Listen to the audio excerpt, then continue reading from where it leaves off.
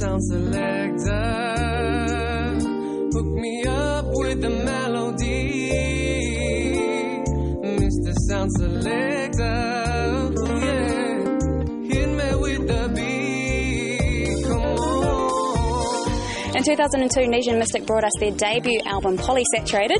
In 2006, they followed that up with Freshmen. And here we are in 2008. They've got the hat trick. It's called Elevated Music. And today I'm talking to Junior and Felitti from Nesian Mystik. Konnichiwa. Kia ora. So here we are with Elevated Music. It's your third album. First things first, why the title Elevated Music? Because it doesn't. That's not what your music sounds like to me. Really? Yeah. But what do you think of when you think of elevated music? Like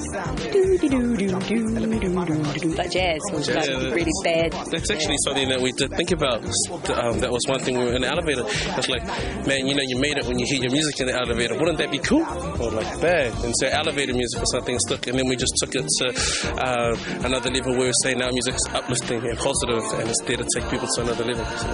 That's all meaning. And it's kind of a frame of mind in terms of when we're recording. Yeah. A lot of the time when we go to the studio, I think for any musicians, when you get in the studio and you're doing it's easy for things to get monotonous and just feel like you're going through the routine and going through the stages. What we really wanted to do was take everything to another level in terms of setting our own standards for ourselves, challenging ourselves and challenging each other as a group. And from that, hopefully people can kind of hear where we're trying to take them, which is somewhere hopefully they haven't been before.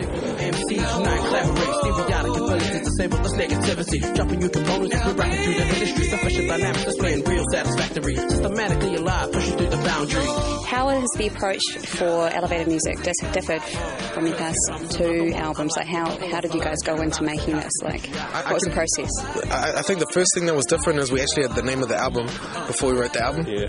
And we've never done that before. We've always saved it to last minute and we look at our lyrics and go, what is the definitive of this album? Oh yeah, this word or that word. Yeah. Rather, we went in and we go, this is the frame of mind that we want to write with for this album. Yeah. Hey, let's call it that. And so it was kind of like a lot of the time I was trying to say, well, let's not just be followers of trends, but rather look to make our own. I like it. Okay. Yeah, I totally concur, brother. Concur? Yeah, sure.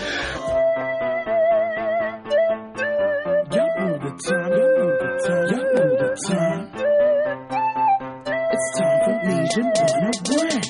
Never wrong time, the music's so low. You guys are the product of, the Smoke Free Rock West, or, that's part of your journey. Part of your identity. And this year they reached their 20th anniversary. It must be pretty amazing being part of that legacy, yet still, you guys are still really young. Yeah, legacy. It is, definitely to consider the fact that that's where the journey started for us.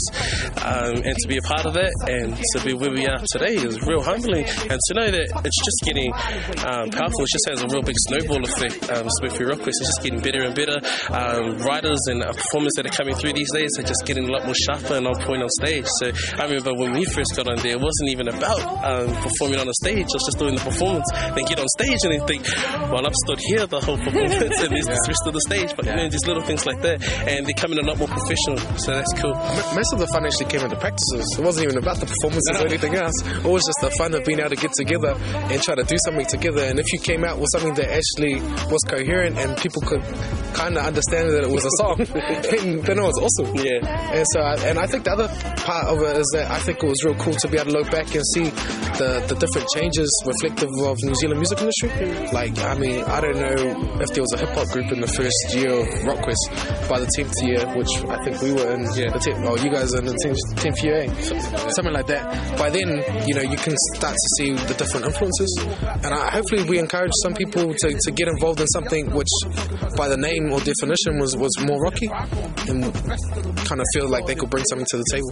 I'm sure you did. I'm sure a lot of people out there are really inspired by your guys' story and the music that you've made. You've come to album number 3. It is no small feat at all. Lucky? Is it lucky? Yeah, lucky number 3. I think it's because the first one is like, you get off your chest or who you are, and you kind of don't have anything. You don't actually have a standard for yourself. Well, we didn't. You just don't look to set a standard. We're just like, cool, man, doing music is me. Let's just keep doing this. So that was the first album. And you're like, hey, we had 18 years to prepare for that, 17 years. We laid our cards on the table, and then the next kind of number of years you're going, I wrote those songs a while ago now. What have I got left in my book? And so, like, the next album was kind of looking at different standards, and we focused on production heavily in the second album. And so the third album is kind of like taking all the characteristics that we had of the first album, which was just being ourselves and not really caring about what the audience thought, and just having a bit of fun. And then to the second part, where we got quite serious on the second album, we really focused on production and making sure that we had something that we could be proud of. You could listen on the other side of the world and still hear the clarity of quality. And so this third album is a concoction. Thank you, PNC. Shout out. Concoction. Yeah. Let me break it all down. Smooth it out like a slow jam. Just take my hand, 'cause right now I'm your man. Alright, well, the album is going to be dropping on October the 27th, which is Labor Day. Yeah. So does that mean, because Labor Day is a day off, but I always wondered, does that mean you meant to be labouring? Hopefully people are relaxing and enjoying the fruits of their labour. And your album. On that day. and hopefully they can enjoy to elevator music. Yes. Enjoy your labour to elevator music. Hopefully that is the fruits of their labour, is elevator music. Will they be listening to the fruits of your labour? We can put it Labor together. Day. Yeah. Isn't that beautiful? Beautiful. Minus the labour pains. Yes. Yeah. You see, if we say it enough times, people get it into their head. We'll be like, Labor Day, Nesian Mystik, elevator music, here we go. Yeah, can already hear the elevator going. Yeah. Sweet. All right, well, we're going to check out the second single from the album. Now, this one's called Dance Floor. I mean, I could ask what it's about, but... It's a pretty deep song, obviously, you can tell. Now just a bit of fun. We just kind of wanted to take it back to, if anything, we just wanted the song to be something that sets the mood and kind of takes you back. Kind of those memory ones. Yeah. Keepsake memory. Yeah. Well, you are watching Juice TV NZown. This is Felipe and Junior from Nesian Mystik, and here we have Dance Floor.